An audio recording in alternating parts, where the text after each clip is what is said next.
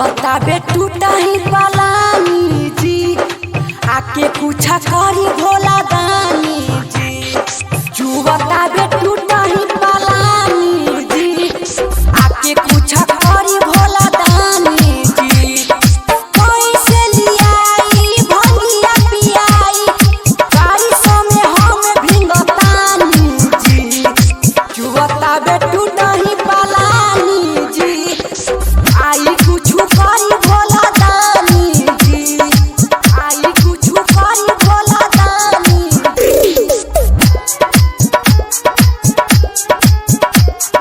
Music director Kanchan Raj, नीम चौक चौसीमा वैशाली।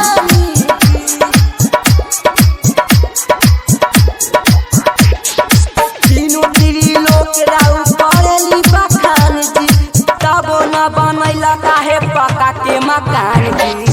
तीनों तिरी लोग राउ करेली बखान जी, तबो न बनैला काहे पका के मकान जी। कहला पे खाली मुसकानी जी, कहला पे खाली मुसकानी जी। पूछहूँ तो करी भोला दानी जी। जुवताबे टूटा ही पलानी जी, आई कुछ करी भोला दानी जी। जुवताबे टूटा ही पलानी जी, डीजे कंचन राज, डीजे कंचन राज, भोला दानी नीम चौक चौसीमा वैशाली। राइटर विकास का बलाइल बारे दूर से, छोपरी छावादी भोला के मजा दूर से।